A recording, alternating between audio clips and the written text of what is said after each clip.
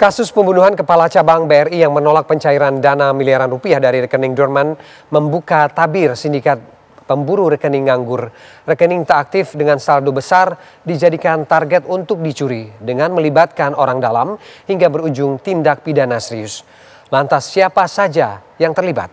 Berikut dalam garis batas.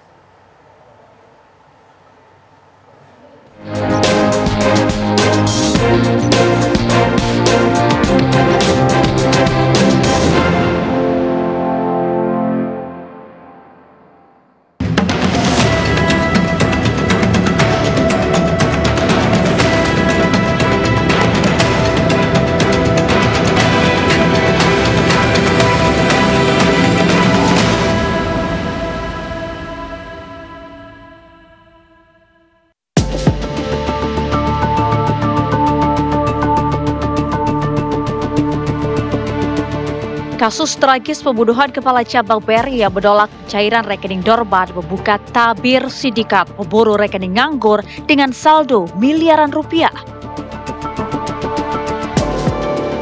Rekening Dorman atau rekening nganggur ternyata tak hanya menjadi angka pasif di sistem perbankan. Celah ini justru diburu oleh sindikat kejahatan dengan melibatkan orang dalam.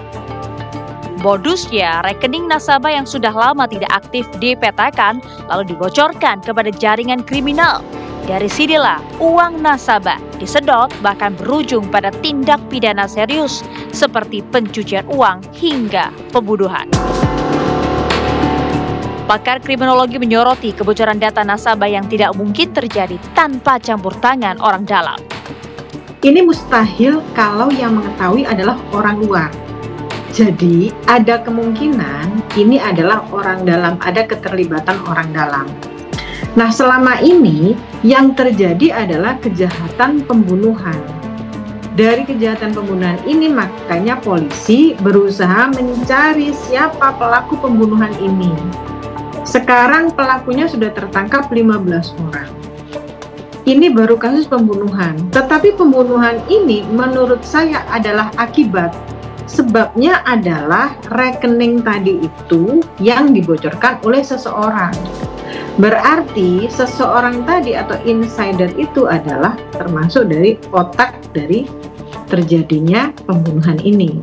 Tidak adanya pengawasan.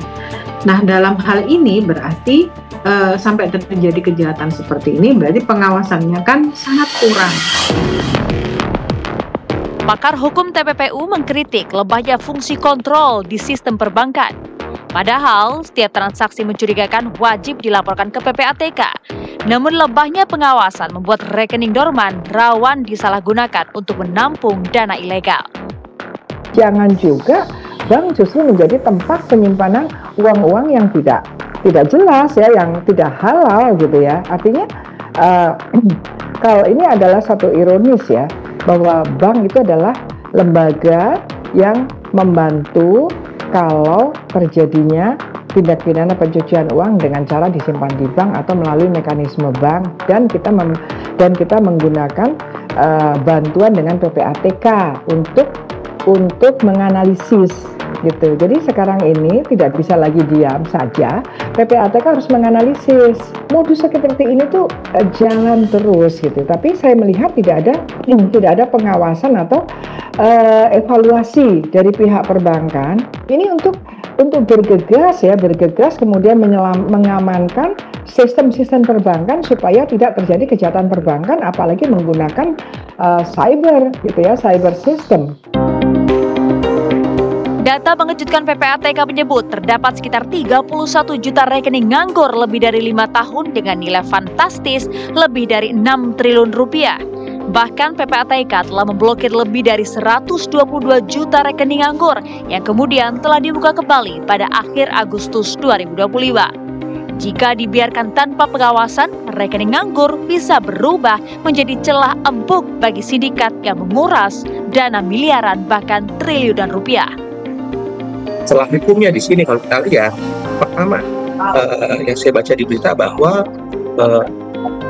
si oknum si pelaku atau tersangka dapat bisikan bahwa ada yang bisa mengakses jumlah dan informasi mengenai rekening dorman ini. Berarti apa? Berarti ada sistem keamanan dan perbankan yang perlu kita pertanyakan. Apakah ada pengawasan terhadap rekening dorman ini atau apakah ada sanksi?